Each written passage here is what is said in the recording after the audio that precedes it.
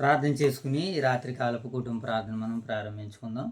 మరి దేవత దేవుడు గత కాలమంతా మనల్ని కాచి కాపాడి ఈ ఉదయకాల సమయంలో ఆయన సన్నిధి భాగ్యాన్ని, ఆయన సన్నిధి కాంతులను కుటుంబపు ప్రార్థన ద్వారాగా ఈ ఉదయకాల సమయంలో మరి మనకిచ్చిన ఈ చక్కటి సమయాన్ని బట్టి దేవత దేవునికి కృతజ్ఞతలు తెలుపుకుంటూ మరి యొక్క సమయంలో ప్రార్థన చేసుకుని నేటి ఈ ఉదయకాలపు కుటుంబ ప్రార్థనలో మనందరం ముందుకు వెళ్దాం. నేటి ఉదయకాల సమయంలో మరి గలతీలకు రాసినటువంటి పత్రిక 4వ అధ్యాయాన్ని బైబిల్ పఠనంగా లేఖన భాగాలు చదువుకుంటూ దేవుని యొక్క ఆలోచనలు, ఉద్దేశాలు మరి ఏ రీతిగా ఉన్నావో, మరి యేసుక్రీస్తు వారి లోకానికి వచ్చి ఆయన శిలువలో మరణించినటువంటి ఆ యొక్క మరి ప్రేమ, ఆ యొక్క త్యాగము ఎంత గొప్పవని దేవుడు రాయించాడు. మరి యేసుక్రీస్తు వారి లోకంలోనికి వచ్చి తండ్రి చిత్తాన్ని ఆయన ఎలా నెరవేర్చి తిరిగి వెళ్ళిపోతూ మరి అపోస్తులకి ఆ యొక్క బరువు బాధ్యతను ఆయన అప్పగించినటువంటి విధానాలు, ఆ కాడిని ఎత్తుకున్నటువంటి అపోస్తులందరూ కూడా మరి ప్రజలని, సత్యంలో ఉన్నటువంటి ప్రజలందరినీ సర్వసత్యంలోనికి అపోస్తులు ఎలా నడిపించారో, అపోస్తులు అలా నడిపిస్తున్న సందర్భంలో మరి అపోస్తులు కానివారు అనగా దొంగ అపోస్తులు, అబద్ధ బోధకులు వీళ్ళు ఎలా సువార్తని పాడు చేయడానికి మరి సువార్తని ఎలా అడ్డుకుంటున్నారో, అలా అడ్డుకున్న సమయంలో మరి పౌలు గారు ఎలా దేవుని యొక్క యేసుక్రీస్తుల వారి యొక్క సువార్తని ముందుకు తీసుకుని వెళ్ళారో, ఈ విషయాలన్నీ మనకి దైవ గ్రంథంలో దేవుడు రాయించాడు కనుక, ఈ పత్రికల్లో అలాగే సువార్తలో రాయించాడు కనుక వాటిని మనం అర్థం చేసుకుని నేర్చుకునేటువంటి ప్రయత్నాలు చేద్దాం. ఓకేనా? నేడు ప్రార్థన ద్వారాగా ఈనాటి పరిచర్ను మనం ప్రారంభించుకుందాం. మోషబాబు ప్రార్థన. మహాగణుడు మహారాజు మా ప్రియ పరలోకతండ్రి, మీ ఘనమైన శ్రేష్టమైన వేలాది వందనాలు సూచనలు స్వాతంత్రించుకున్నదండి. ఈ ఉదయకాల సమయంలో మీ సన్నిధి కాంతులు మా మీద ప్రకాశింపజేసినందుకు వేలాది వందనాలు సూచనలు స్వాతంత్రించుకున్నదండి. ఈ ఉదయకాల సమయంలో గలతీ పత్రిక తండ్రి మొదటి అధ్యాయం నుంచి తండ్రి ఈ 4వ అధ్యాయం వరకు మాకు ఏ అడ్డంకులు, ఏ ఇబ్బందులు, సమస్యలు రాకుండా కాచి కాబట్టి మీకే వేలాది వందనాలు సూచనలు స్వాతంత్రించుకున్నదండి. ఇదిగోని ఉదయకాల సమయంలో ఇదిగోని తెలియని ప్రార్థన ద్వారాగా ఈ ప్రార్థన ద్వారాగా ఈ రోజు తండ్రి ప్రారంభించుగా మాకు సమృద్ధమైన తెలియని జ్ఞానం ప్రయాణించండి తండ్రి. ఈ చిన్న పిల్లల తప్పు పరపడు నేను మనం వేడుకుంటే ప్రార్థన యేసుక్రీస్తు అడుగుతున్నాం పర తండ్రి. ఆమేన్. జై తల్లి ప్రార్థన. ప్రార్థన పడుతున్నది మనకి వెళ్ళి వందనాలు తెచ్చుకున్నది నీ ఉదయకాల సమయంలో తండ్రి వేగరమైతే మేకలు భాగం చేసుకుని నీకు ఎంత ఉన్నది. ఈ ఉదయకాల సమయంలో కొన్ని గలతీ పత్రిక తండ్రి 4వ అధ్యాయం చదువుతుండగా సౌజన్యంగా నీతండి ప్రతివాడ భక్తిని మరొకరిని రాసుకుందా చేయండి. ఇది ఎవలా చేతండి ఈ చిన్న ప్రాంతం చేతండి ఆ 12లో క్షేమంగా ఇలా చేయండి. ఈ చిన్న ప్రాంతం పర్వం చేయించమని వేరుకుంటూ ఈ ప్రార్థన వేసుకున్నప్పుడు అడుగుతున్న ప్రార్థన. చిన్న ప్రార్థన చేసుకుందాం. మహాపరిశుద్ధుడు అయిన మా ప్రేమ గల తండ్రి, మీకు వందనాలు ప్రభా. ఈ ఉదయకాల సమయంలో మీ సన్నిధి భాగ్యాన్ని మాకు అనుగ్రహించినందుకు వందనాలు తండ్రి. ఈ యొక్క సమయంలో గలతీ పత్రిక 4వ అధ్యాయాన్ని మేము చదవడానికి, నేర్చుకోవడానికి సిద్ధపడుతున్నాం ప్రభా. మరి ఈ గలతీ సంఘంలో ఉన్నటువంటి సమస్యలను పౌలు గారు ఏ రీతిగా పరిష్కరించారో, నేడు సంఘాల్లో ఉన్నటువంటి సమస్యలను నాయన సర్వసత్యానికి అడ్డుగా, ఆటంకంగా ఉన్న వాటిని ఎలా ఎదుర్కోవాలో తండ్రి పౌలు గారి ద్వారాగా మీరు మాకు వ్రాయించారు ప్రభా. మరి మేము వింటున్నటువంటి సువార్తను తండ్రి, ఆ సత్యవాక్యాన్ని సర్వసత్యంలోనికి ప్రజలు నడిపించడానికి మీరు మాకు ఇచ్చిన ఈ చక్కటి భాగ్యాన్ని బట్టి నాయన మిమ్మల్ని మనసారా స్తుతిస్తున్నాను తండ్రి. దేవయ్య సమయంలో ప్రార్థించిన 20 బిడ్డలని జ్ఞాపకం చేసుకుంటున్నాను తండ్రి. అలాగే ఉదయకాల సమయంలో నాయన ఇంతటి పరిచర్య చేయడానికి మీరు మాకు అనుగ్రహించినటువంటి మా యొక్క స్థానిక సంఘాలు ఓదూరు క్రీస్తు సంఘం ద్వారాగా తండ్రి కనినటువంటి నాయన సంఘము వైఎస్ఆర్ నగర సంఘం ప్రభా. మరి ఓదూరు క్రీస్తు సంఘం ద్వారాగా వైఎస్ఆర్ నగర సంఘంలో ఉన్నటువంటి బిడ్డలను జ్ఞాపకం చేసుకున్నాను తండ్రి. ప్రతి ఒక్కరూ తండ్రి మీ పట్ల విధేయత కలిగి బ్రతకడానికి నీ బిడ్డలకి నాయన మీరు ద్వారాలు తెరవండి. మీ పట్ల భయభక్తులు కలిగి జీవించేటువంటి ఉపదేశాలు నీ బిడ్డలు వింటున్నారు ప్రభు, నేర్చుకుంటున్నారు. ఆ ఉపదేశానుసారమైనటువంటి జీవితాన్ని జీవించగలిగేలా వారి మనసులను తెరవమని వేడుకుంటున్నాం తండ్రి. ప్రతి ఒక్కరూ ప్రార్థనా జీవితాన్ని, బైబిల్ పఠన జీవితాన్ని, సంఘ కార్యక్రమాల సహవాసాన్ని కలిగి ఉండేలాగా నీ బిడ్డలకి బంధింపబడిన వాటినన్నింటినీ విడుదలను అనుగ్రహించమని వేడుకుంటున్నాం తండ్రి. ప్రతి ఒక్కరూ తండ్రి మీ యందు భయభక్తులు కలిగి ఉండి మీరు దైవ గ్రంథంలో ఏ వాటిని అనుభవించాలని నాయన మీరు వాగ్దానాలు ఇచ్చారో ప్రభా, ఆ వాగ్దానాలన్నిటినీ నాయన మా 2 సంఘాలపై నెరవేర్పులుగా చేయమని మీ సన్నిధిలో మేము వేడుకుంటున్నాం తండ్రి, 2 సంఘాల పక్షంగా. అలాగే తండ్రి, మరి భూమి మీద ఉన్నటువంటి సార్వత్రిక సంఘాలన్నింటినీ కూడా మీ దయగల చేతులకు అప్పగించుకొనిచున్నాం తండ్రి. దేవా, మరి ఉదయకాల సమయంలో మా యొక్క స్థానిక సంఘాన్ని, సంఘ బిడ్డలను, పెద్దలను, పరిచారకులను, యవనస్తులను ఈ వారమంతట్లోనైనా మీ కృపను, మీ కాపుదలను అనుగ్రహించారు. సంఘం ద్వారాగా అనేక కార్యక్రమాలు జరిగించారు. ఈ రాత్రికాల సమయంలో అంకంవారి వీధిలో జరగబోతున్నటువంటి ఆ యొక్క నాయన కృతజ్ఞత కూడికనైనా మీ సభ కూడా మీ నామ మహిమార్థమే జరిగించింది. అనేక మంది బిడ్డలు నాయన తరల రాగలడు అక్కడ ఆ కార్యాన్ని నాయన మీకు మహిమకరంగా, అనేకులకు దీవెనకరంగా జరిగించేలాగా మీ సహాయాలు దయచేయండి తండ్రి. ఈ ఉదయకాల సమయంలో మరి జరగబోతున్న యొక్క పరిచర్య మీకు మహిమకరంగా నాయన మా అందరికీ ఆశీర్వాదకరంగా దయచేయమని, అలాగే చెబుతున్న వింటున్న ప్రతి మాట మా వినికిడిలో మీరే నీరు కట్టి ఫలింపజేయండి. ఇది వరకు నాయన మా మాట, మా వాక్కులో నాయన ఒకవేళ జీవం లేని వాటిగా ఉన్నవేమో మమ్మల్ని మన్నించండి, క్షమించండి. మాట్లాడుతున్న ప్రతి మాట మా అందరి వినికిడిలో ఫలింపజేసేటట్టుగా మమ్మల్ని దీవించమని, ఆశీర్వదించమని మా రక్షకుడైన యేసుక్రీస్తు వారి నామం పేరిట ఈ ప్రార్థన మీకు సమర్పిస్తున్నాం తండ్రి. రైట్, మంచిది నాయన. మరి యొక్క సమయంలో చిన్న కీర్తన పాడుకుని, ఒక పల్లవి, ఒక చరణం పాడుకుని మరి మనం ముందుకు వెళ్దాం. సమయం అతీతం అవుతుంది కనుక. అవధులు కందని అనంత ప్రేమ, కొలతలు చాలని కొన్న ప్రేమ, అవధులు కందని అనంత ప్రేమ, కొలతకు చాలని కొన్న ప్రేమ, స్వరక్తమిచ్చి నన్ను సంపాదించి, స్వరక్తమిచ్చి నన్ను సంపాదించి, జీవవాక్యమిచ్చి జీవింపజేసి, జీవవాక్యమిచ్చి జీవింపజేసి, రక్తము కార్చినావు వందనాలయా, ప్రాణమునిచ్చినావు వందనాలయా, మార్గము చూపినావు వందనాలయా, మరణము గెలిచినావు వందనాలయా, అవధులు కందని అనంత ప్రేమ, కొలతకు చాలని కొన్న ప్రేమ. దేవుని నామానికి మహిమ కలుగును గాక. ఆమేన్. రైట్, మంచిది నాయన. మరి యొక్క సమయంలో గలతీయులకు రాసినటువంటి పత్రిక 4వ అధ్యాయము మొదటి నుంచి కొన్ని వచనాలు మనము బైబిల్ పఠనంగా చదువుకుందాం. ఇక ఈ గలతీయులకు రాసినటువంటి పత్రికలో ఉన్నటువంటి నేపథ్యాన్ని మనం ఆలోచన చేసినట్లయితే, గలతీ పత్రిక 4వ అధ్యాయం నేపథ్యం ఏంటంటే, మోషే బాబు, మనము దేవుని పిల్లలము, మనము దేవుని పిల్లలము, దాసులమైతే కాదు అని పౌలు గారు ఈ అధ్యాయంలో గలతీలో ఉన్నటువంటి ఆయా సంఘాలకి ఈ మాటలని తెలియజేస్తున్నాడు అనమాట. వారిలో ఉన్నటువంటి సమస్యల్ని, ఈ పత్రికలన్నీ కూడా ఎందుకు రాయబడ్డాయంటే సంఘములో ఉన్న సమస్యలను పరిష్కరిస్తూ వాటిని సరిదిద్దుతూ వాళ్ళందరినీ క్రీస్తు వైపు నడిపిస్తున్నారు అపోస్తుడైనటువంటి పౌలు గారు.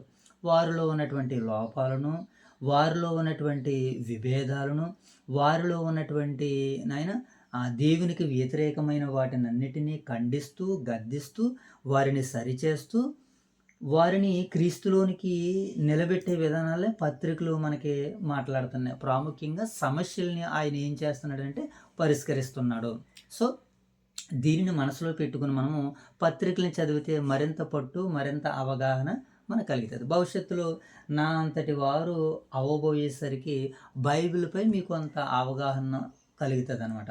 అలాగే ప్రతి ఒక్కరికి అవగాహన కలిగించడానికి ఈరోజు బైబిల్ కళాశాలలు జరుగుతున్నాయి. దాంట్లో ప్రాముఖ్యంగా ఎక్కడెక్కడో బైబిల్ కళాశాలలు ఉన్నాయి నీటికి కూడా.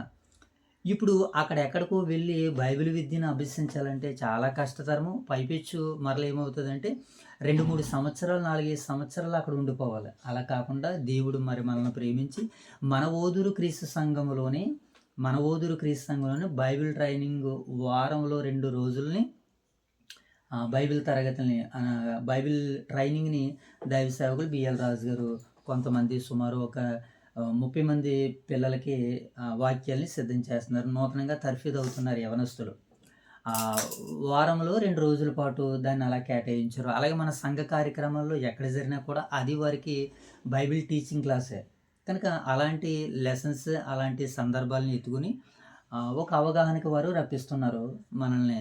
బైబిల్ టీచింగ్ చేస్తున్నారు దైవ సేవకులు బిఎల్ రాజు గారు. అలాగే మనము కూడా అక్కడ, ఇక్కడ ఈ కుటుంబ ప్రార్థనలో మనము కూడా బైబిల్ మీద ఒక అవగాహన తీసుకొని రావడానికి దేవుడి యొక్క శుభతరుణాన్ని ప్రతి ఒక్కరికి అనుగ్రహిస్తున్నాడు.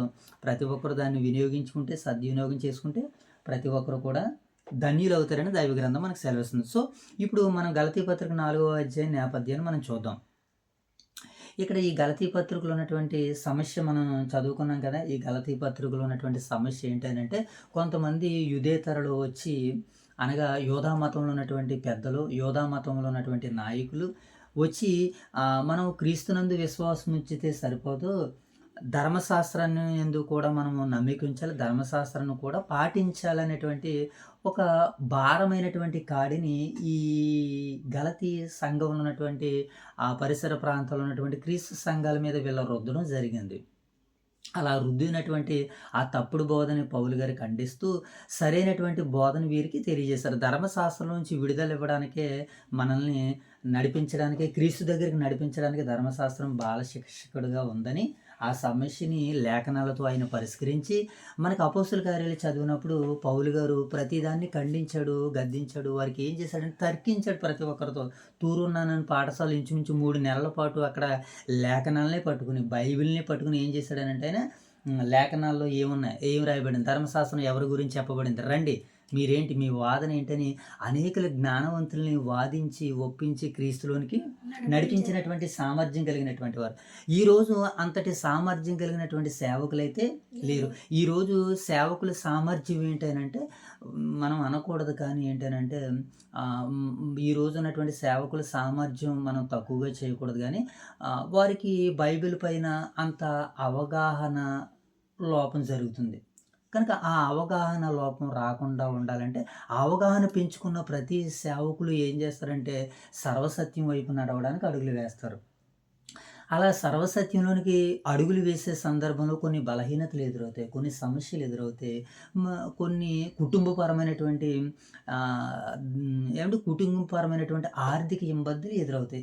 ఈ ఆర్థిక ఇబ్బందులు ఈ కుటుంబాన్ని పోషించుకునే విషయంలో సేవకుడు ఏం చేస్తాడనంటే, దేవుడు అనుకున్నటువంటి ఆలోచనలోనికి రీచ్ అవ్వలేకపోతూ ఉంటాడు. ఒక మాట ఏంటనంటే, ఆకాశ పక్షులు నేను పోషించను కదా నాన్న, నిన్ను పోషించే బాధ్యత నాది, నువ్వు నమ్ము అని దేవుని మాటను నమ్మి సేవకులు ముందుకు అడుగేస్తే ఎవరో ఒకరి ద్వారాన్ని దేవుడు తెరుస్తాడు. నేను మీకు సహాయం అందిస్తాను, మీరు సేవ చేయండి అని ఎవరో ఒకరిని ప్రేరేపిస్తాడు, దేవుని మీద పరిపూర్ణంగా ఆధారపడితే. అలా ఆధారపడినటువంటి సేవకుడు బైబిల్ నేర్చుకోవడానికి బాగా సిద్ధపడితే ఎన్నో విషయాల్ని దేవుడు అందిస్తాడు, ప్రజల్ని సర్వసత్యం వైపుకు నడిపించేటట్టుగా చేస్తాడు. కనుక మరి ఈరోజు అలాంటి సేవకులు అరుదుగా మనకు కనబడుతుంది. కనుక మనం అలా ఉండకూడదు. సేవ అనేటువంటిది అందరికీ పంచాలి, అందరూ సేవ చేయాలని ఈరోజు మన దైవ సేవకులు బిఎల్ రాజు గారు తీసుకుంటున్నటువంటి నిర్ణయం.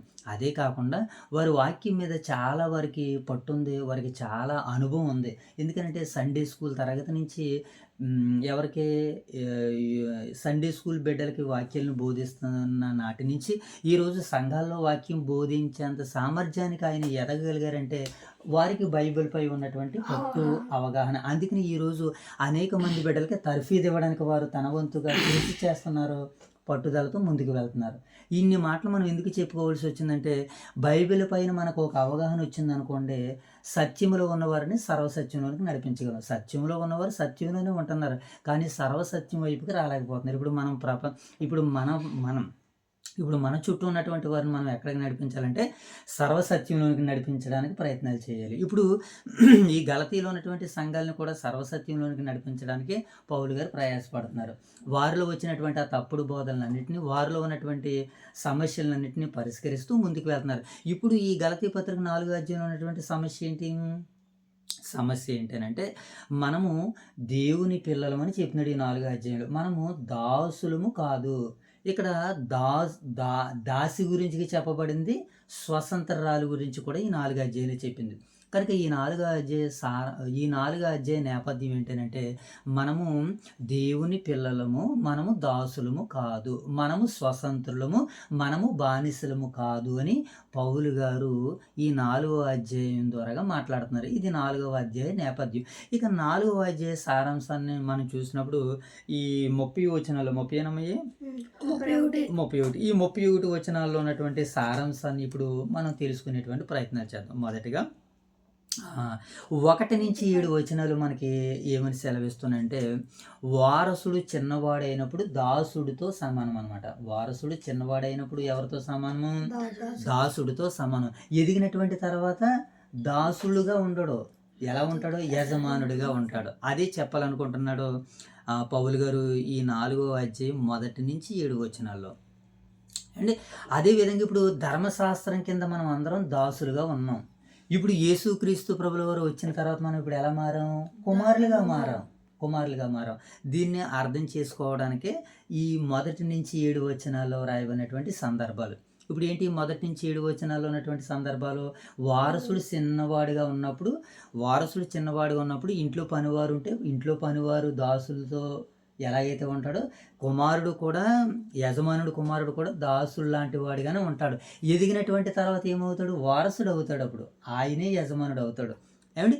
ఇప్పుడు అలాగే ఇప్పుడు ధర్మశాస్త్రం క్రింద కూడా మనం ఎలాగున్నామంటే దాసులుగా ఉన్నాం.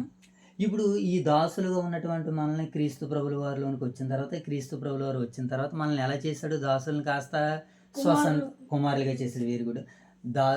మనల్ని ఎలా చేశాడంటే స్వతంత్రులుగా చేశాడు, దేవుని కుమారులుగా చేశాడు. వెరీ గుడ్ మోషుబాబు, చాలా బాగా అర్థమవుతుంది. కనుక ఇప్పుడు మనం ఎవరం కాదు, మనం ఎవరికి బానిసలం కాదు. మరి మనం ఇప్పుడు దేవునికి ఎవరు? మనం ఇప్పుడు వారసులు. Very good. దేవునికి మనము కుమారులము. మనం ఎవరికి కూడా బానిసలము కాదు. ఎందుకంటే మనం స్వతంత్రులుగా చేశాడు కనుక.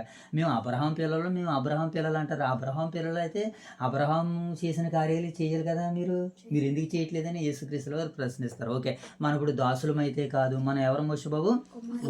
వారసులం. రైట్, అదే చెప్పాలనుకుంటున్నాడు పౌలు గారు. ఇంకా ఏంటంటే, అబ్బా నాయన తండ్రి అని మొర్ర పెట్టుకునే అవకాశాన్ని మరి మనకు అనుగ్రహించినట్లే కనబడుతుంది. ఎస్పెషల్లీ ఈ 4వ అధ్యాయం 1 నుంచి 7 వచనాల్లో. ఇప్పుడు దీన్ని మీరు మనసులో పెట్టుకుని వాక్యాన్ని చదువుకుందాం. 4వ అధ్యాయం 1వ వచనం. మరియు నేను చెప్పినదేమనగా వారసుడు అన్నిటికీ కర్త అయి ఉన్నను, బాలుడై ఉన్నంత కాలము అతనికి దాసునికి ఏ భేదము లేదు.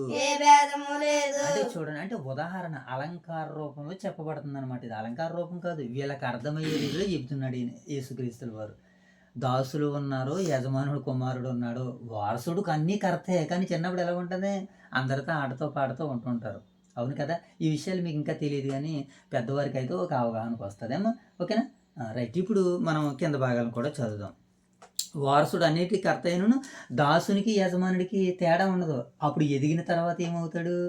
తేడా ఉంటుంది అనమాట. ఇప్పుడు మన వాళ్ళు కవతాలు చేస్తూ ఉండేటువంటి వారు, మన తండ్రులు పూర్వకాలాల్లో వ్యవసాయాలు చేస్తూ ఉండేటువంటి రైతు కుమారుడు వచ్చినప్పుడు ఈ పనివాడితో ఈ దాసుడితో ఏం చేసేవాడంటే యజమానుడు ఆడుకుంటూ ఉండేటువంటి వాడు.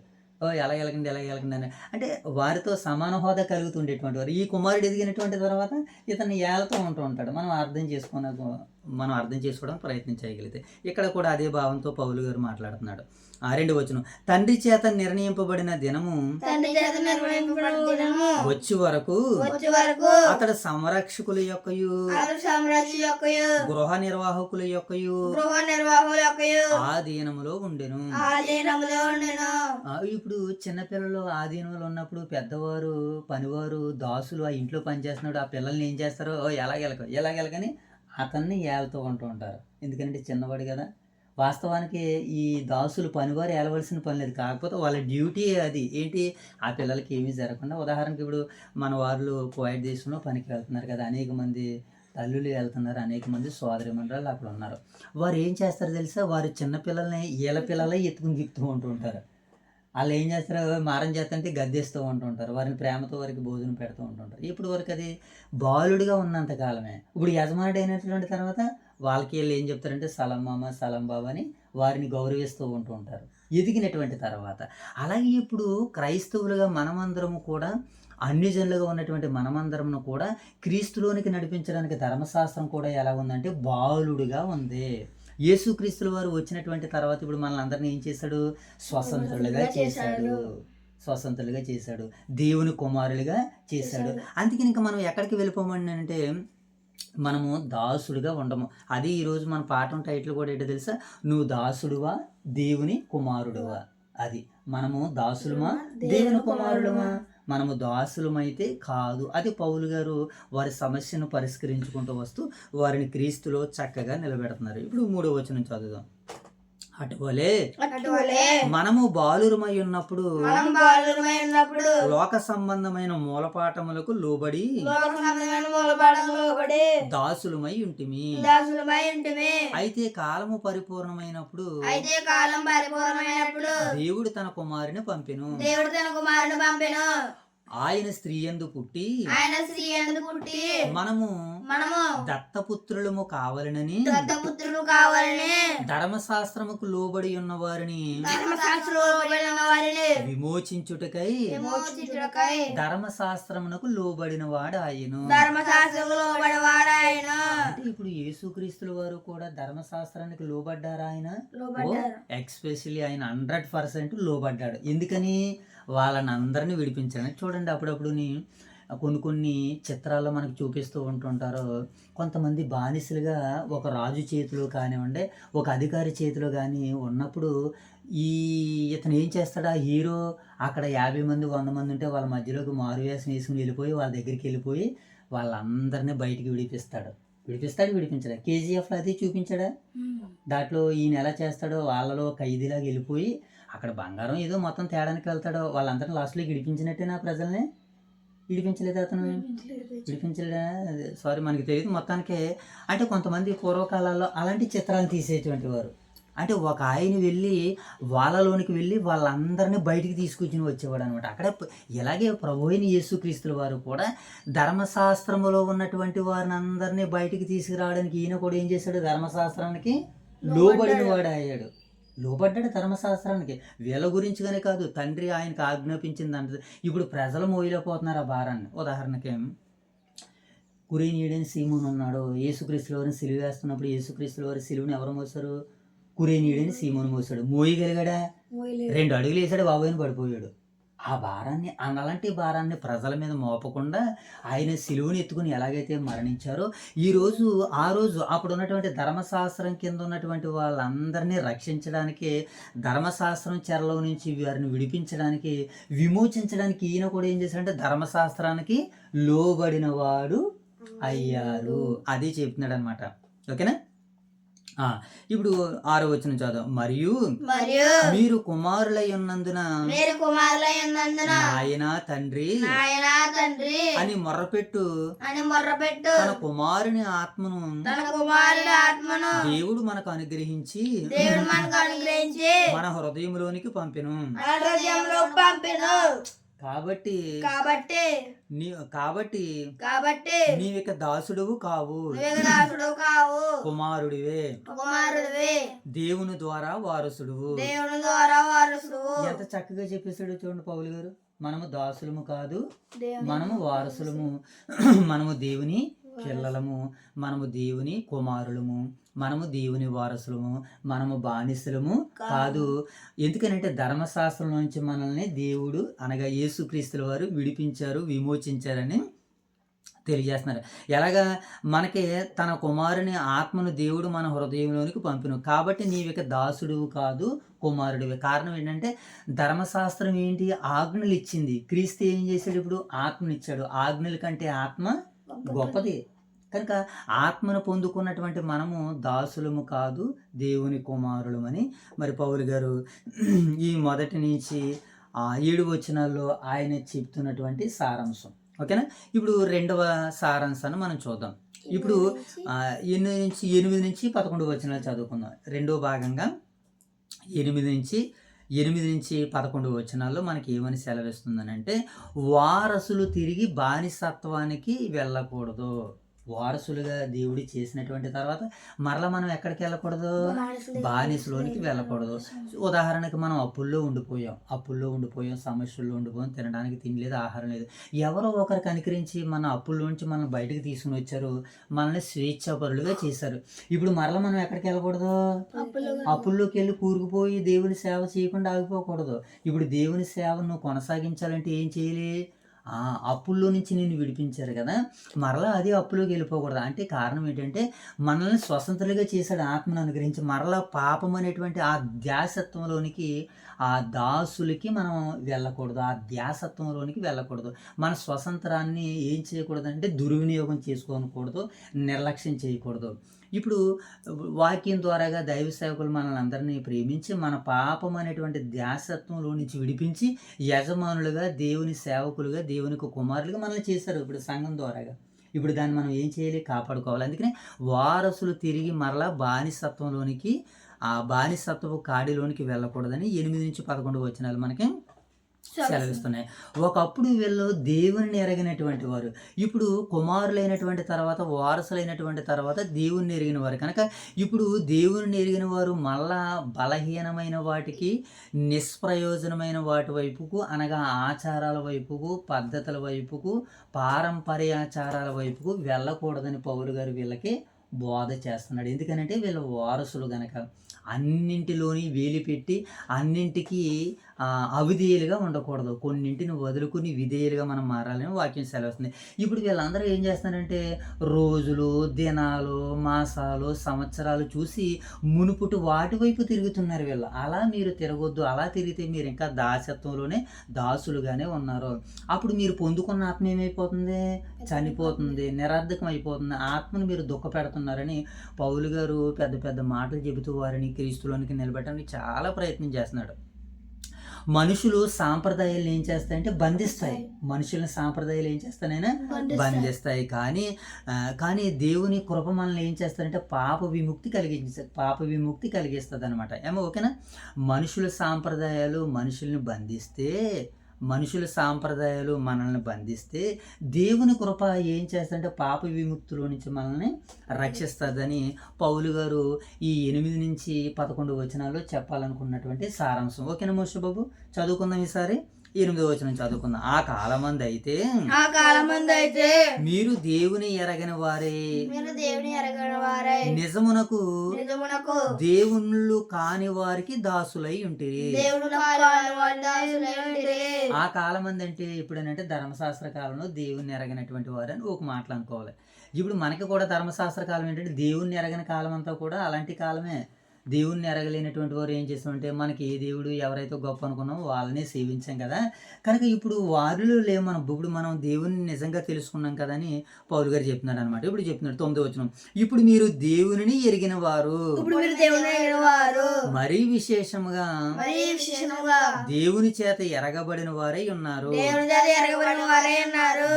గనుక బలహీనమైనవి, నిష్ప్రయోజనమైనవి, మూలపాఠముల తట్టు మరలా తిరగనేలా. అంటే మునుపుటి వాటి తట్టు మరలా తిరగొద్దు. కారణం ఏంటంటే మీరు స్వతంత్రులు, మీరు దేవుని కుమారులు, మీరు బానిసలు కాదు, మీరు దాసులు కాదు అని పౌలు గారు చెప్తున్నారు అనమాట. ఇంకా చదువుదాం. మీరు దినములను, మాసములను, సంవత్సరములను, ఉత్సవ కాలములను ఆచరించుచున్నారు. ఈ దినాలు, మాసాలు, ఉత్సవ కాలాలు, సంవత్సరాలు ధర్మశాస్త్రానికి సంబంధించినటువంటివి. పండగలు ఆచరించేవారు. ఇప్పుడు మనకు ఒకటే ఒక పండగ, అదే ఏంటి, పునరుత్థానపు పండగ.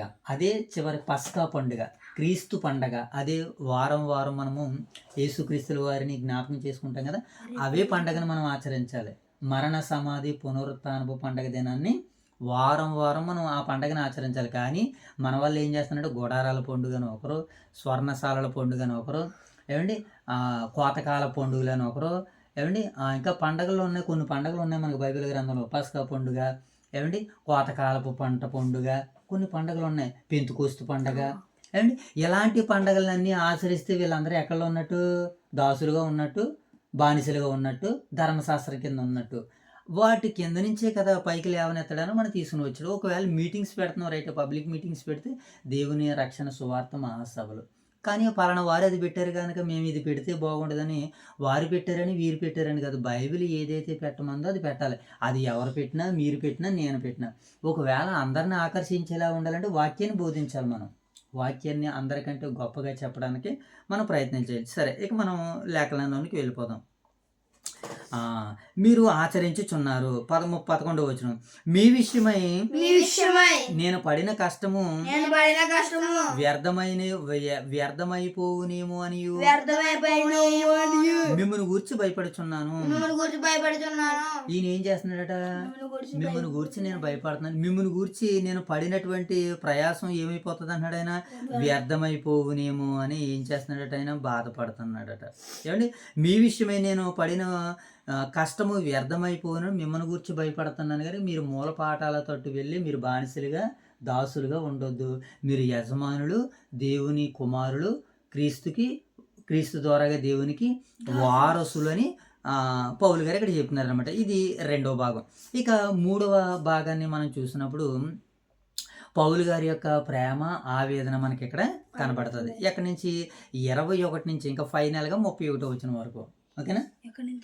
21వ వచనం నుంచి 31వ వచనం వరకు చివరగా 8వ వచనం నుంచి మనకి 12వ వచనం నుంచి 31.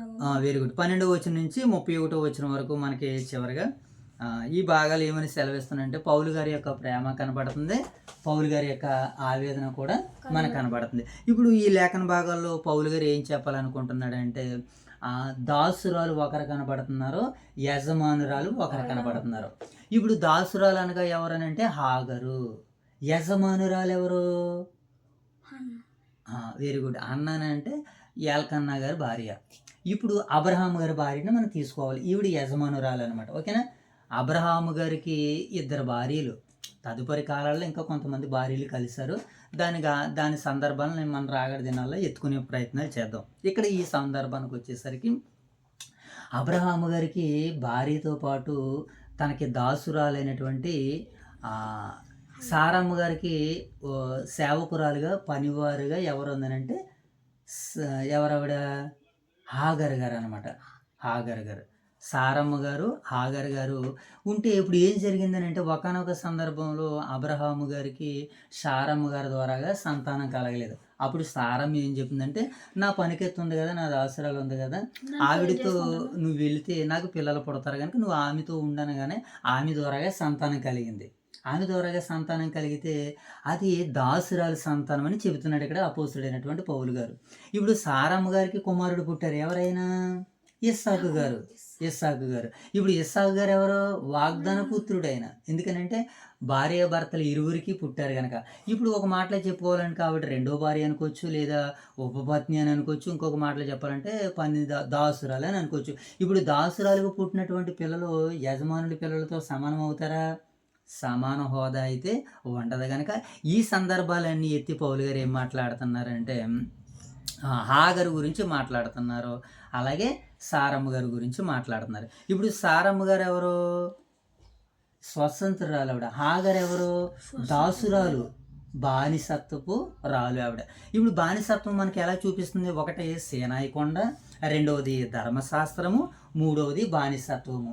అంటే హాగర్లో మనకి ఏం కనపడుతుంది? హాగర్లో మనకి ఏం కనపడుతుంది అంటే ఒకటి సీనాయి కొండ, 2వది ధర్మశాస్త్రము, 3వది బానిసత్వము. ఇప్పుడు యజమానురాలైనటువంటి సారమ్మ గారిలో ఏం కనపడుతుందని అంటే మనకి ఆవిడ వాగ్దానపూర్వకంగా కుమారుని కన్నది. దేవుడే మీదడికి కాలమందు మరలా మేము మీ దగ్గరికి వస్తాం, ఎందుకంటే మీరు మాకు ఆతిథ్యం ఇచ్చారు, మరలా మేము వచ్చే సమయానికి మీకు మంచి కుమారుడు పుడతాడు అని వారు వాగ్దానం చేశారు. వాగ్దాన పుత్రుడే ఇస్సాకు గారు. ఇస్సాకు వలనైనదే దేవుని సంతానము. అబ్రహాము గారి ద్వారాగా దీవించబడినటువంటి జాతులు, జనాంగాలు.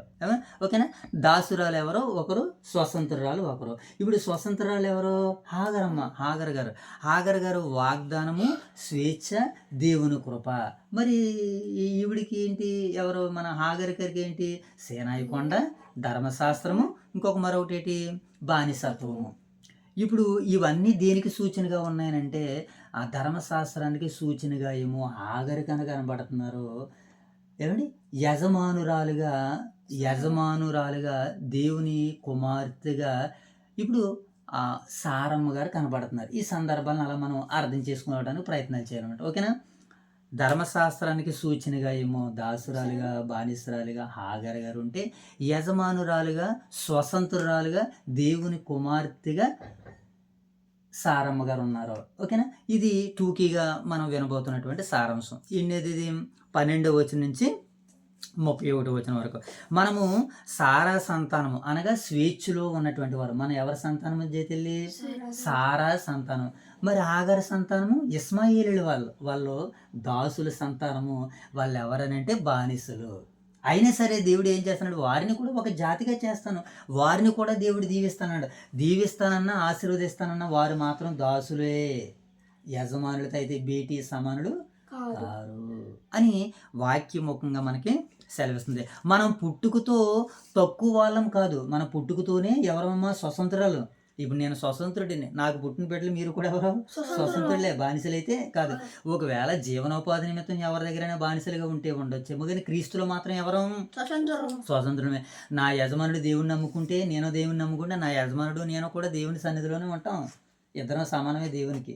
యజమానుడని దాసుడని తారతమ్యము లేదు.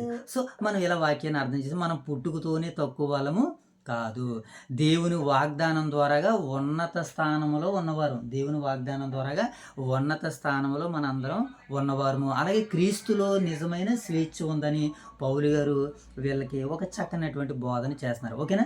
ఇది మనకి 12వ వచనం నుంచి 31వ వచనం వరకు రాయబడినటువంటి సందర్భాన్ని ఇప్పుడు చదువుకోవాలి మనం. ఓకేనా మోసబాబు? అంతేనా? చదువుదాం. ఇప్పుడు ఈ మాటలన్నిటిని మనసులో పెట్టుకుంటే, దాసురాలు అనగా హాగర్ గారు, ఏమండి దాసురాలు అనగానేమో హాగర్ గారు, యజమానురాలు అనగానే సారమ్మ గారు. ఈ రెండు మనసులో పెట్టుకుంటే మనకు బాగా అర్థమవుతుంది. ఇప్పుడు ఎన్ని వచనము? 12వ వచనం. సహోదరులారా నేను మీ వంటి వాడినైతిని గనుక మీరును నా వంటి వారు కావాలనని మిమ్మల్ని వేడుకొనుచున్నాను. మీరు నాకు అన్యాయము చేయలేదు. మొదటిసారి శరీర దౌర్బల్యము కలిగినను నేను సువార్తను మీకు ప్రకటించుదనని మీరు ఎరుగుదురు. ఇప్పుడు నా శరీరములో మీకు శోధనగా ఉండిన దానిని బట్టి నన్ను మీరు తురీకరింపలేదు, నిరాకరింపను లేదు. గాని దేవుని దూత వలెను క్రీస్తు యేసు వలెను నన్ను అంగీకరించితిరి. అమ్మా, ఇప్పుడు ఈ 4వ అధ్యాయానికి మనకు మూలవచనం ఏంటంటే మనకి ఈ వచనం అనమాట. ఇప్పుడు 14వ వచనం చదువుకున్నాం కదా. ఈ 14వ వచనము ఒక కీ వచనం లాంటిది అనమాట. దేనికి? కీ వచనము, ఒక ఇంపార్టెంట్ వచనం అనమాట. ఇంపార్టెంట్ వచనంగా దీన్ని మనం తీసుకుంది. ఎందుకంటే పౌలు గారిని ఎలా అంగీకరించారంటే ఈ గలతీ సంఘాలు ఈయన యొక్క దేవదూత అని నమ్మారు వీళ్ళు. అది మొట్టమొదటిగా మనకు వాక్యాన్ని బోధిస్తున్నటువంటి వారిని మనం ఎలా చూడాలంటే వారు దైవాంశ సంభూతులు. వారిని మనం ఎలా చూడాలి? దైవాంశ సంభూతులుగా మనం వారిని చూడాలి. అలా గలతీ సంఘం పౌలు గారిని ఎలా చూసింది? ఒక దేవదూతగా చూశారు వీళ్ళు. అది అనమాట. మనల్ని చూడగానే ఇతను ఒక దైవజనుడు అని అనుకోవాలి. ఈరోజు అలా లేదు, ఈయన అని వేరొక రీతిగా మాట్లాడుతున్నారు. మనం అలాంటి దోషణ మాట మన నోట రాకూడదు. కారణం ఏంటంటే మనం విత్తబోతున్నటువంటి వాక్యము పరిశుద్ధిని వాక్యం కనుక ఈ పరిశుద్ధిని వాక్యంలో మరి కొన్ని హెచ్చరికలు కూడా ఉన్నాయి. వాటిని కూడా మనం ఏం చేయాలి? ఎదుటివారు మనసు నొప్పించుకుంటుందంటే ఈరోజు ఆపరేషన్లు జరగవు. ఆపరేషన్లు ఏం చేయనైనా జరగవు. ఆపరేషన్ జరగకపోతే మనిషి చనిపోతాడు. మనిషి బ్రతకాలి అని అంటే కొన్ని ఇబ్బందులతో, శ్రమలతో, ఆ కష్టాలతో, నొప్పిలతో కొన్ని ఆపరేషన్లు జరగాలి. ఎందుకంటే ఆ వ్యక్తి ప్రయోజనకరుడుగా ఉండాలంటే. అలాగే ఇక్కడ దేవుడు రాయించినటువంటి మాట కూడా మనం అర్థం చేసుకోవాలంటే మనల్ని కూడా సమాజం ఎలా చూస్తుందో, ఒక సేవకుడిగా చూస్తుందా లేకపోతే ఒక వేరే రకంగా చూస్తుందా? ఆ మాట మనం అనకూడదు, కానీ అనాల్సి వస్తుంది, భయం వేస్తుంది. కారణం ఏంటంటే మనం విత్తే విత్తనాలు ఎదుటివారి హృదయాల్లో ఫలించాలి. అది ఫలించాలంటే భయంతో కూడినటువంటిదై ఉండాలి. భయంతో కూడినటువంటిదై ఉండాలంటే ఇక్కడ మనకి పౌలు గారిని ఎలా చూస్తారట? పౌలు గారు, ఇప్పుడు నా శరీరంలో మీకు శోధనగా ఉండిన దానిని బట్టి నన్ను మీరు తృణీకరింపలేదు. ఎందుకనంటే నిరాకరింపను లేదు కానీ దేవుని దూత వలను క్రీస్తు యేసు వలను నన్ను అంగీకరించేది. ఈయన ఎవరో? పౌలు గారిని చూడగానే పౌలు గారిని చూడగానే గలతీ సంఘాలకి ఏమనిపించింది? ఈయన క్రీస్తు. అంటే క్రీస్తు ఎలా ఉంటారో వాళ్ళు చూడలేదు కానీ క్రీస్తు ఎలా ఉంటారని పౌలు గారిని చూడగానే అర్థమైంది. అందుకనే కొరింథీయులతో మాట్లాడే మాట, నేను క్రీస్తుని పోలి నడుచుకున్న ప్రకారం మీరు కూడా నన్ను పోలి నడుచుకోండి. నేను క్రీస్తుని పోలి నడుచుకున్నాను కదా జైతల్లి, మీరు కూడా నన్ను పోలి నడుచుకోండి అని పౌలు గారు కొరింథీ సంఘంలో చెప్పాడు. కొరింథీలు ఆ స్టేట్మెంట్ ఇవ్వలేదు కానీ ఇక్కడ గలతీ వారు ఆ స్టేట్మెంట్ ఇచ్చారు. గలతీలు మంచి స్టేట్మెంట్ ఇచ్చారు. అలాగే కొరింథీయులు కూడా చాలా మంచి స్టేట్మెంట్ ఇచ్చారు పౌలు గారి గురించి. సంఘాలన్నీ అలాంటి స్టేట్మెంట్ ఇచ్చినాయి. ఈరోజు కూడా మీ సండే స్కూల్లో పలానా మోషే బాబు అని అంటే మంచి మాటని చెప్పే రీతిగా ఉండాలి. మోషే బాబా ఆడి అని అనకూడదు. మోషే బాబు ఈజ్ వెరీ గుడ్ పర్సన్ అని అనాలి. అలా అనాలని అంటే చాలా చక్కగా మనము ఉంటేనే కానీ ఆ మాటను మనం అనిపించుకోలేము. కనుక పౌలు గారికి ఏమంటున్నారట? ఈయన ఒక దేవదూత, ఈయన క్రీస్తు. అంటే క్రీస్తే ఎలా ఉంటే ఈయనే క్రీస్తు అన్నాడు. చెప్పేసరి చూడండి. అప్పుడప్పుడు దైవ సేవకులని నన్నేమో లోవరాజు గారు అంటారు, ఆయనేమో దొరబాబు గారు అంటారు. కొంతమందికి తెలియదు. ఓదుల్లో దొరబాబు అని ఉంటాడంట కదనేమో ఆయన ఆ లోవరాజు అని అడుగుతారు. ఓదుల్లో లోవరాజు అని ఉన్నాడు కదా నన్ను అడుగుతూ ఉంటారు. అని తెలియదు. అలాగే ఇలా రాగమల్ల అబ్బాయి అంటే వీడెవడు నాన్నగాడు అని నన్ను అనేవారు. వీడు నాన్నగడు, మా అన్నయ్యనేమో నన్ను అనుకుంటేవారు అనమాట. ఈ నాన్నగడేమో అనుకుంటుండేవారు నన్ను, అలాగంటుండేవారు. సో ఇలా కొన్ని విషయాలు మనం పరిగణలోకి తీసుకుంటూ వస్తున్నప్పుడు ఇలా జరుగుతూ ఉంటుంటాయి. కనుక ఇక్కడ పౌలు గారు కూడా ఏమంటున్నారంటే పౌలు గారికి గలతీ సంఘం మంచి ముద్ర వేసింది అనమాట. ఆమోద ముద్ర వేసింది పౌలు గారికి. అలాగే కొరింథీ సంఘం ఒక ముద్ర వేసింది. వీటిని అన్నిటిని పౌలు గారికి జ్ఞాపకం చేసుకున్నాడు. అంటే వీళ్ళలో సమస్యలు ఉన్న వీళ్ళలో ఏముందనంటే క్రీస్తు కొరకు బ్రతికేటువంటి తత్వం ఉన్నది. కనుక వీళ్ళ భిన్నమైన సువార్తల నుంచి బయటకు వస్తే దేవుని సువార్తను సర్వసత్యంలోనికి ప్రపంచ దేశాలకి అందించే పనిలో ఆ రోజు గలతీ సంఘం కూడా ఒకటేని మనం చెప్పుకోవడానికి ఆనందం వేసుకొస్తుంది. ఇప్పుడు 15వ వచనం చదుదాం. మీరు చెప్పుకొనిన ధన్యత ఏమైనది? మీరు చెప్పుకున్న ధన్యత ఏమైనది? సత్యమైతే మీ కన్నులు ఓడబీరికి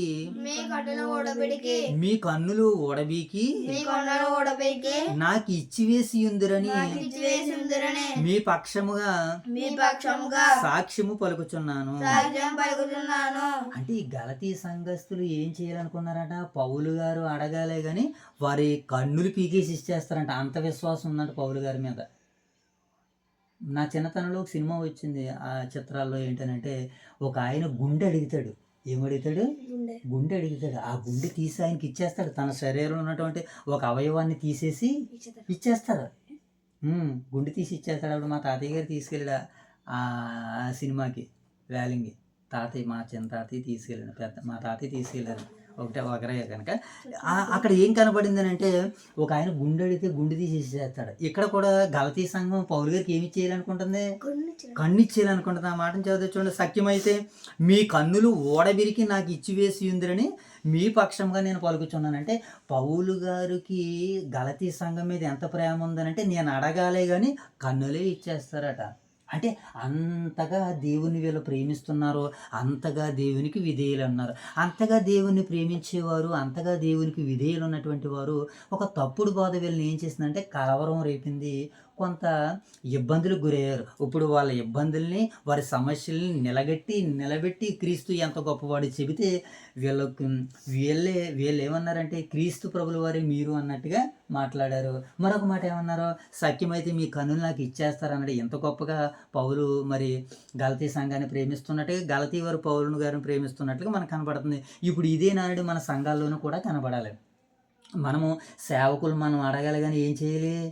ఇచ్చేయాలి. ఆయన మన ధనాన్ని అడగట్లేదు, ఆయన ఏం అడగట్లేదు, మన సొమ్ముని అడగట్లేదు, మన సమయాన్ని అడుగుతున్నాడు. కనుక ఆ సమయాన్ని మనం ఏం చేసేటప్పుడు దైవ సేవకులకి ఇవ్వకపోతే మనం ఎవరం? ఇప్పుడు దాసులమే, స్వతంత్రమే అయితే కాదు. కనుక ఇంకా ముందుకు వెళ్ళిపోదాం. ఇంకా దేవుడు ఏమన్నాడు? ఇప్పుడు 16వ వచనం. నేను మీతో నిజమాడినందున నేను మీతో నిలబడినందున మీకు శత్రువైతినా మీకు శత్రువు అయినా వారు మీ మేలు కోరి వారు మీ మేలు కోరి మిమ్మును ఆసక్తితో వెంటాడువారు కారు. మీరు ఆశతో వెంటారు వారు కారు. వారు మీ మేలు కోరి మిమ్మల్ని ఆసక్తితో వెంటాడు కోరేవారు కారంటే ఎవరు వీళ్ళు కలవరాన్ని పుట్టించేవారు, తప్పుడు బోధలు పెట్టేటువంటి వారు, తప్పుడు బోధన చేసేటువంటి వారు. వారు మీకు మేలు చేయరు, వారు మీతో కూడా ఉండరు. వాళ్ళు ఏం చేస్తారంటే విత్తనాలు విత్తేసి వెళ్ళిపోతారు, అవి మనలో ఫలించేస్తూ ఉంటాయి. మనం అనేక పర్యాలు చెప్పుకున్నాం. ఏమన్నాడు యేసుక్రీస్తుల వారు దగ్గరికి వచ్చినటువంటి శిష్యులు, అయ్యా మనం పొలంలో మంచి విత్తనాలు విత్తాం కదా, గురువులు ఎక్కడి నుంచి వచ్చినాయి? గురువులు ఎక్కడి నుంచి వచ్చినాయి అంటే ఇది శత్రువు చేసేటువంటి పని. శత్రువు ఎందుకు చేశాడు? మనం మంచి పంట పండించుకుంటే వాడు తట్టుకోలేకపోతున్నాడు. వాడేమో పండించుకోలేడు, పండించుకున్న వాళ్ళని పండించుకోనివ్వడం. ఇది ఏంటంటే దుష్ట స్వభావం. ఎందుకంటే అందరూ దైవాంశ సంబూతులుగా మారిపోతారంటే మారిపోరు. కొంతమంది ఎవరంటారు మోషబాబు, ఎవరంటారు? దుష్ట సంబంధులు ఉంటారు, వారే గురువులు వేసి వెళ్ళిపోతారు అనమాట. పౌలు గారు కూడా ఏమంటున్నారు ఇక్కడ, నేను మీతో నిజమాడినందున మీకు శత్రువు అయితేనా వారు మీ మేలు కోరి మిమ్మల్ని ఆసక్తితో వెంటాడువారు కారు. మీరే తమ్మును వెంటాడవలనని మిమ్మల్ని బయటికి త్రోసివేయగోరుచున్నారు. వీళ్ళ ఏం చేయాలట? వాళ్ళని వెంబడించాలట. అలా ఉండకూడదు. సేవకుడు ఎప్పుడు విశ్వాసుని వెంబడించేటట్టుగా ఉండాలి. విశ్వాసులు ఇప్పుడు సేవకుని వెంబడించేటట్టుగా ఉండాలి. అంతేగాని వాళ్ళే నా దగ్గరికి రావాలి, డిగ్నిఫైడ్ ఎప్పుడు ఉండకూడదు. మనమే వారి దగ్గరికి వెళ్ళాలి. అది మనం ఏం చేయాలి మోషబాబు? మన దగ్గరికి ఎవరు కూడా ఏం చేయకూడదు, రాకూడదు. కానీ విచిత్రం ఏంటంటే మోషబాబు దగ్గరికి ఆడు వచ్చేస్తాడు, ఎవడో సాయిగడు వచ్చేస్తాడు, శివగడు వచ్చేస్తాడు, రిత్విక్ గడు, సాత్విక్ గడు, గత్మాలు పాపం రాత్రి ఆత్మాలు ఎన్నిసార్లు వచ్చారో వాళ్ళు. అరే బాబు నాన్న ఇంటికి తీసుకెళ్ళరా, ఆడు స్నానం చేస్తే వచ్చేసాడు, భోజనం చేస్తే వచ్చేసాడు అండి. పాపం వాళ్ళు అన్నిసార్లు వారు ప్రేమను వ్యక్తం చేస్తున్నారు, మనకేమో సమయం. ఓకేనా? సరే, ఇంకా మనం ముందుకు వెళ్ళిపోదాం. 8-18 నేను మీ యొద్ద ఉన్నప్పుడు మాత్రమే గాక ఎల్లప్పుడూను మంచి విషయములలో ఆసక్తిగా ఉండుట యుక్తమే. నా పిల్లలారా, క్రీస్తు స్వరూపం మీ యందు ఏర్పడు వరకు మీ విషయమై నాకు మరలా ప్రసవ వేదన కలుగుచున్నది. అంటే వీళ్ళకి క్రీస్తు స్వరూపం వచ్చేంత వరకు పౌలు గారికి ఏం ఏర్పడుతుందంట? ప్రసవ వేదన. ఒక తల్లి ప్రసవ వేదన పడేటప్పుడు చాలా పురిటి నొప్పులు, అంటే ఎముకలన్నీ ఇరిగిపోయినట్టుగా అనిపిస్తుందట. ఎవరికి? ఆ తల్లికి. ఇప్పుడు మనందరం, మీరిద్దరు పుట్టారా, మీ ఇద్దరిని కనడానికి మీ తల్లి తనలో ఉన్నటువంటి ఆ ఎముకలన్నీ విరిచేసినట్టుగా అనిపిస్తుందట. అలా మిమ్మల్ని ఇద్దరిని కన్నదే. మన పెద్దవాళ్ళు అయితే, మేమైతే, మా అమ్మ అయితే మమ్మల్ని నలుగురిని కన్నదే. అలాగా మన పెద్దవారైతే ఒక్కొక్కరు 80, 90, 10 మంది పిల్లల్ని కలిగినటువంటి తల్లులు ఉన్నారు. మరి వాళ్ళ ఎముకలన్నీ ఏమైపోవాలి? ఇరిగిపోయినాయి. కానీ ఆ బిడ్డ పుట్టినటువంటి ఆ బిడ్డని, ఆ శిశువుని చూడగానే ఆ తల్లికి ఆనందం ఇంత అంత కాదు. అలాగే పౌలు గారు కూడా గలతీ సంఘాల కొరకు ప్రసవేదన పడుతున్నాడట. క్రీస్తు స్వరూపం వారి దగ్గరికి రావాలి. ఎప్పుడైతే దైవ స్వరూపం వారి దగ్గర ఉన్నదో, రాబోతున్నటువంటి వాడు దైవ సంబంధ, దుష్ట సంబంధం అక్కడ ఉండగానే పసిగడేస్తారు వాళ్ళు. డోరు ఎవరన్నా బయట కొడుతున్నారని నాకు ఇక్కడి నుంచి చప్పుడు వచ్చేస్తుంది, ఎవరు కొడుతున్నారని వెళ్ళిపోతాను నేను. అది ఎప్పుడైనా అర్ధరాత్రి అయినా, అవరాత్రి అయినా, తెల్లవారుజామున ఎప్పుడైనా సరే డోర్ ఎలా కీ అందనంటే ఎవరని అనిపించేస్తూ ఉంటారు. పౌలు గారు కూడా ఏం చేస్తున్నాడంటే, మీరు సర్వసత్యంలో ఉన్నారనుకోండి, వచ్చేవాడు ఎవరో దురాత్మ, దైవాత్మ. దురాత్మ అయితే అక్కడ గేటు దగ్గర నుంచి ఏం చేయాలి? తన్ని తమరు కొట్టేయాలంటే ఏం చేయాలనంటే, నీకు వాక్యం మీద అవగాహన ఉండాలి, క్రీస్తు స్వరూపం మీ అందు ఏర్పడాలని పౌలు గారు మరి వీరిని వేడుకుంటున్నట్లుగా మనకు కనబడుతుంది. 20 చదువు. మిమ్మల్ని గూర్చి ఎటూ తోచక ఉన్నాను, నేను ఇప్పుడే మీ మధ్యకు వచ్చి మరి ఒక విధముగా మీతో మాట్లాడగోరుచున్నాను. నేను ఇప్పుడే మీ దగ్గరికి వచ్చేయాలనుకుంటున్నాడు అంటే పాపం ఆయన. ఈ గలతీ పత్రిక రాసే సమయానికి ఆ మహానుభావుడు ఎక్కడ ఉన్నాడో తెలియదు, ఎక్కడ ఏ సువార్తలో చిక్కుపడ్డాడో తెలియదు మనకి. ఇప్పటికే ఆయన ఏ బందికానాలు ఉన్నాడో తెలియదు. ఇప్పుడులాగా మనకి సైకిల్ ఫ్లైట్ గబేలు ఎక్కి వెళ్ళేసి వచ్చేయడానికి కాలి మార్గాన్ని వెళ్ళాలి. మరలా ఈ గలతీ దగ్గరికి రావాలంటే మనం మోషేబాబు మ్యాప్లో చూశాడు కదా, గలతీకి ఇక్కడ కొరింథీ పట్టణానికి ఎంత దూరం ఉంది మోషేబాబు చూసామన్నా. ఇది నువ్వు క్లాస్ అయిన తర్వాత ఒకసారి నీ ఖాళీ సమయంలో చూసుకో. అంటే ఈ గలతీ దగ్గర నుంచి పౌలు గారు ఎక్కడి నుంచి పత్రిక రాశాడో మనం రేపటి వీలు కుదిరితే రేపటి కాల సమయంలో మాట్లాడుకుందాం, మన సమయానుకూలాన్ని బట్టి. సో ఇప్పుడు ఈ గలతీ పత్రిక ఇక్కడికి రావడానికి ఇప్పుడు వద్దు, ఇంకా నీ క్లాస్ అయిన తర్వాత లేకపోతే నీ ఖాళీ టైంలో చూసుకుంటాను, ఓకేనా. ఇప్పుడు ఈ గలతీ పత్రిక ఇచ్చే సమయానికి ఆయన ఎక్కడ ఉన్నాడో మహానుభావుడు, ఆయన ఏ ఇబ్బందులు చిక్కున్నాడో తెలియదు, కానీ నేను ఇప్పుడే వచ్చేయాలంటున్నాడు మీ దగ్గరికి. దైవ సేవకులు కూడా అంటారు, ఎవరైనా మాకు ప్రార్థన అవసరం ఉందండి, ఇంటి దగ్గర ఎలా జరిగిందని అన్నారనుకో, వారు కుటుంబపు పని నిమిత్తం, జీవనోపాధి నిమిత్తం, వారి కుటుంబ బిడ్డల భవిష్యత్తు కొరకు వారు అహోరాత్రులు కష్టపడుతూనే ఉంటారు. ఏ సమయానికి ఎక్కడ ఉంటారో తెలియదు. మనం ఫోన్ చేయలే కానీ ఏం చేస్తారు ఆయన, అక్కడి నుంచి ఇమ్మీడియట్లీ ఎక్కడ ఎంత దూరం నుంచి అయినా రావడానికి సిద్ధపడతారు. ఆయన అంత ప్రయాసపడుతూ ఉంటుంటారు. ఆ స్కేల్ ఎక్కడదనంటే అది పౌలు గారిలో మనకి కనబడుతున్నట్టుగా ఉంటుంది. నేను మీ దగ్గరికి వచ్చేయాలని ఉంది, ఎందుకంటే వారికి వచ్చిన సమస్య అలాంటిది. ఇప్పుడు రాకపోతే వీళ్ళందరూ కూడా ఏమైపోతారు, అబద్ధికులు అయిపోతారు. ఎంతకాలము నేను కానీ ఎంతకాలం మిమ్మల్ని పెంచితే మీరు అబద్ధాల వైపుకి వెళ్ళిపోతారని తండ్రి ఆవేదన వ్యక్తం చేస్తున్నాడు. ఇప్పుడు 21వ వచనం చదువు. ధర్మశాస్త్రముకు లోబడి ఉండగోరు వారు వారలారా, మీరు ధర్మశాస్త్రం వినుటలేదా, నాతో చెప్పుడి. దాసి వలన ఒకడును, స్వతంత్రాలి వలన ఒకడును, ఇద్దరు కుమారులు అబ్రహామునకు కలిగిన రాయబడి ఉన్నది కదా. అబ్రహాము గారి గురించి ఏమని రాయబడింది అక్కడ, దాసురాలకు ఒకరును స్వతంత్రాలకు ఒకడును. చూడండి అన్నమాట 20వ వచనంలో ఏమిటి, దాసి వలన ఒకడును, మోషబాబు, దాసి వలన ఒకడును స్వతంత్రాల వలన ఒకడును, ఇద్దరు కుమారులు అబ్రహామునకు కలిగేయని మీకు తెలియదా. 23వ వచనం. ఆయనను దాసి వలన పుట్టినవాడు శరీర ప్రకారము పుట్టును, స్వతంత్రాల వలన పుట్టినవాడు వాగ్దానమును బట్టి పుట్టిను. ఇప్పుడు ఇక్కడ పౌలు గారు ఏం చెప్పాలనుకుంటున్నాడంటే, దాసురాలు ఒకరు, యజమానురాలు ఒకరు. ఇప్పుడు దాసురాలు ఎలాగా, శరీర ప్రకారంగా పుట్టినవాడు హాగరు కుమారుడు ఇస్మాయేలీలు. సేవకురాలు ద్వారా, యజమానురాలు ద్వారాగా పుట్టిన వారు ఎవరు, యజమానురాలు ద్వారా పుట్టిన వారు ఎవరంటే ఇస్సాకు గారు. ఇప్పుడు ఇస్సాకు గారు ఎవరు, వాగ్దానమును బట్టి, స్వతంత్రాల వలన పుట్టినవాడు వాగ్దానమును బట్టి పుట్టిను. ఈ సంగతులు అలంకార రూపంగా చెప్పండి. ఈ సంగతులు అలంకార రూపముగా చెప్పబడినవి. ఈ స్త్రీలు రెండు నిబంధనలై ఉన్నారు. ఈ స్త్రీలు రెండు నిబంధనలై ఉన్నారు. వాటిలో ఒకటి సీనాయి కొండ సంబంధమైనదై జాసములో ఉండుటకు పిల్లలను కనును. ఇది హాగరు. ఈ హాగరు అనేది అరేబియా దేశంలో ఉన్న కొండయే. ప్రస్తుతమందున్న యెరూషలేము దాని పిల్లలతో కూడా జాస్యమందున్నది గనక ఆ నిబంధన దానికి దీటుగా ఉన్నది. అయితే పైనున్న యెరూషలేము స్వాతంత్రముగా ఉన్నది. అది మనకు తల్లి. అరవకూడదమ్మా, చెప్పినప్పుడు నేను చెప్పింది చెప్పడానికి ప్రయత్నం చేయలేమా, అరవకూడదు ఏమా. ఇది రెండు నిబంధనలుగా ఉన్నాయి. ఇది మనకి ఎవరట, యెరూషలేమేమో తల్లి, పాత నిబంధన కాలంలో సేనాయి కొండేమో హాగరుగా పోల్చి మాట్లాడుతున్నాడు అనమాట. ఇప్పుడు దీన్ని ఇంకా మనం ఆత్మీయంగా అర్థం చేసుకోగలిగినట్లయితే, శరీరంగా పుట్టినటువంటి పిల్లలు ఎవరో, హాగరు గారి పిల్లలు అనమాట. ఒక మాట, శరీర ప్రకారంగా పుట్టినటువంటి వారు.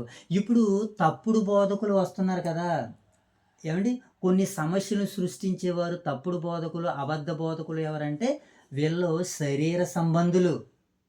ఈ శరీర సంబంధులు ఏం చేస్తారంటే, దాసులుగా ఉన్నటువంటి వీళ్ళు ఏం చేస్తారంటే వేగు చూడడానికి వస్తారనమాట.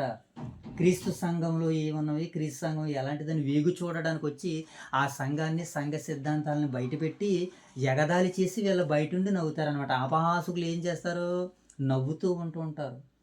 ఒకరిని హేళన చేసి 10 మంది నవ్వుతూ ఉంటుంటారు. అది అపహాస్యం. అది ఓకేనా మోషబాబు, చివరిగా ముగించేసుకుందాం. ఇప్పుడు తప్పుడు బోధకులు కూడా ఎవరనంటే శరీర సంబంధులు తప్పుడు బోధకులు అనమాట. శరీర సంబంధులు ఎవరో, శరీర సంబంధమైనటువంటి బోధకులు ఎవరంటే తప్పుడు బోధకులు, శరీర సంబంధమైనటువంటి బోధకులు. మరి పౌలు గారు ఇప్పుడు ఏ బోధన పౌలు ఉన్నారు? ఆత్మ సంబంధమైనటువంటి బోధన చేస్తున్నాడు అని అనగా ఏమండి నిజమైనటువంటి బోధన అనగా సారమ్మ గారు ఎలా ఉన్నారు? యజమానురాలు, దేవుని సేవకురాలు, దేవుని కుమార్తెగా యజమానురాలుగా సారమ్మ గారు ఎలాగైతే ఉన్నారో పౌలు గారు కూడా అలాగ ఉన్నారనడానికి ఇది ఒక సూచనగా మనకు కనపడుతుంది. శరీర సంబంధమైనటువంటి బోధకులు ఏమి తినాలో ఏమి తాగాలనుకున్నటువంటి వారి వలన ఎటువంటి ప్రయోజనము దేవునికి ఉండదు. మరి ఆత్మానుసారంగా బ్రతికేవారు, ఆత్మానుసారంగా దైవ సేవను చేసేటువంటి వారి వలన అనేకులకు దీవెనకరం. వారు విత్తే విత్తనాలు ఇతరుల హృదయాల్లో ఫలిస్తాయి. వారు క్రీస్తు కొరకు దేవుని కొరకు నిలబడతారని మనకి ఈ సందర్భాన్ని బట్టి వాక్యం మనకి సెలవిస్తుంది. ఇక 26వ వచనం కూడా చదువుదాం. 26 అయిపోయింది కదా, 27వ వచనం. ఇందుకు కనని గొడ్రాలా సంతోషించుము, ప్రసవ వేదన పడని దానా బిగ్గరగా కేకలు వేయుము. ఏలయనగా పెనిమిటి గల దాని పిల్లల కంటే పెనిమిటి లేని దాని పిల్లలు ఎక్కువ మంది ఉన్నారని వ్రాయబడి ఉన్నది. ఈ సందర్భాలను కూడా పౌలు గారు చెప్తున్నారు అనమాట. అంటే కనని గొడ్రాలు సంతోషించమని అంటే ఇది కూడా ఆత్మీయంగా మనం అర్థం చేసుకుంటే ఇది ఒక సంఘానికి సూచనగా ఉంది. హన్న అనేటువంటి ఒక ప్రవక్తని ఉన్నది. ఆమె వివాహం జరిగింది. కొన్ని 7-8 సంవత్సరాల పాటు తన భర్తతో కాపురం చేసింది. భర్త చనిపోయాడు, ఆమెకి పిల్లలు లేరు. కానీ యెరూషలేములో ఉన్నటువంటి సంఘంలో ఉన్నటువంటి వాళ్ళందరినీ ఆవిడ ఎలా చూసింది? తన పిల్లలుగా చూసింది. వాస్తవానికి ఆవిడ కన్నదా? కనలేదు. కానీ క్రీస్తుని చూసింది. దేవుని సంఘానికి వస్తున్నటువంటి వాళ్ళందరినీ తన పిల్లలు అనుకుంది. తనందరికీ ఏం చేసిందంటే సేవ చేసింది. ఇప్పుడు ఉదాహరణకి మదర్ తెరిసమ్మ గారు ఉన్నారు. మదర్ తెరిసమ్మ గారు ఏం చేసింది? తన 12వ ఏటనే యేసుక్రీస్తుల వారిని తెలుసుకుని పేదలకి, కుష్టు రోగులకి, అనాథులకి ఆవిడ ఏం చేసింది? సేవ చేసింది. ఆవిడ కన్నదా? ఆవిడ గర్భం ధరించిందా? గర్భం ధరించలేదు, కనలేదు. కానీ క్రీస్తు కొరకు అనేక మందికి త్యాగాలు చేసి అనేక మంది బిడ్డలను అలంకార రూపంలో కన్నది.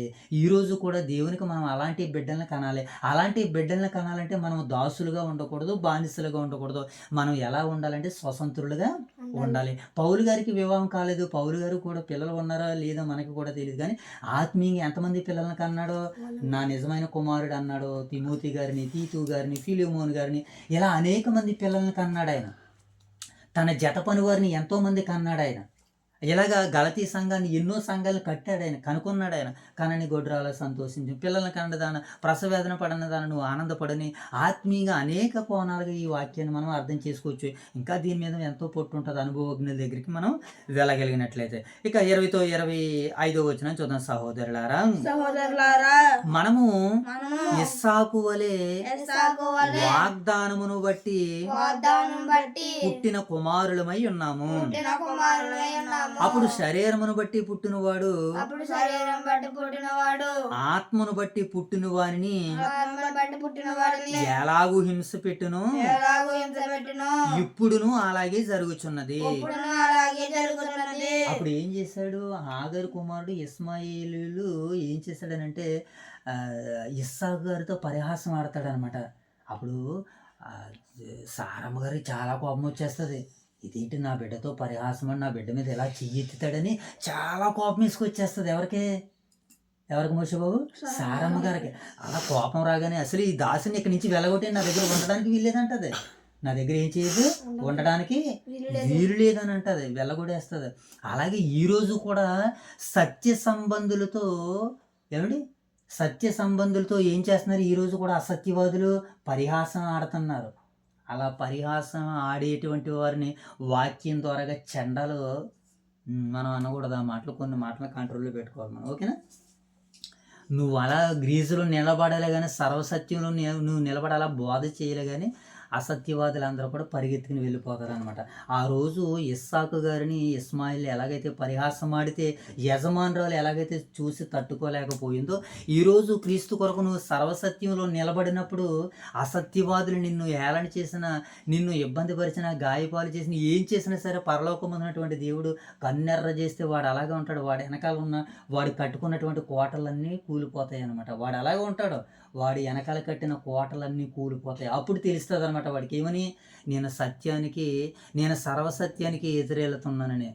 పౌలు గారు ఒక మాట అంటాడు, పౌలు గారు కొరకు పరిశుద్ధాత్ముడు, ఇదిగో నువ్వు మునుకోలికి ఎదురు తన్నుతున్నావు, ఇది నీకు క్షేమం కాదని. మనం మునుకోలికి ఏం చేయకూడదు, ఎదురు వెళ్ళకూడదు.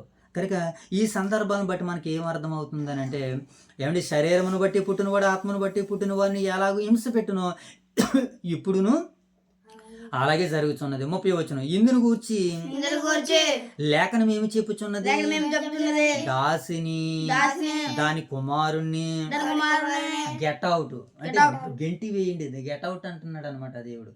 గంటి వేయము.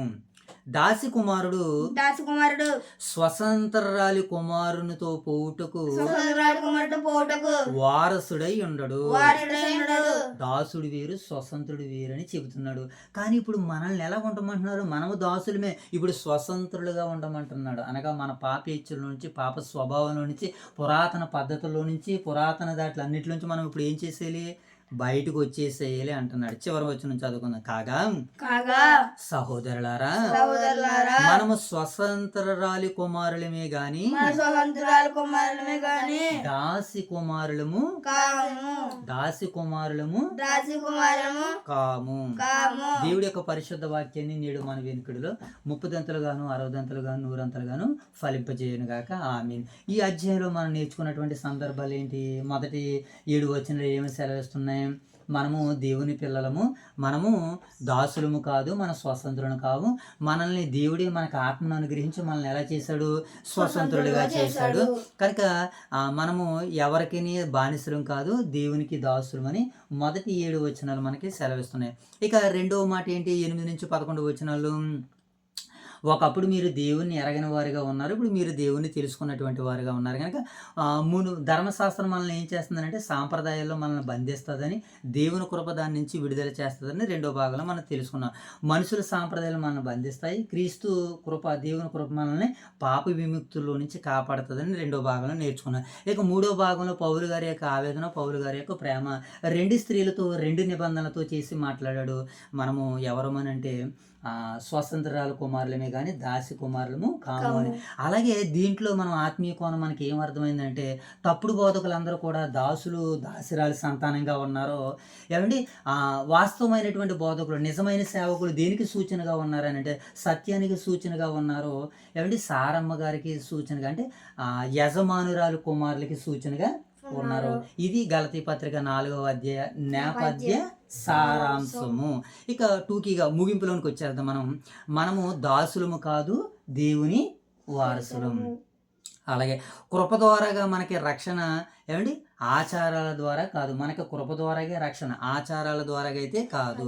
మరలా బానిసత్వానికి మనము తిరిగిపోకూడదు. మనం ఏం చేయకూడదు, వారసులు మరలా బానిసత్వానికి తిరిగి వెళ్ళిపోకూడదు.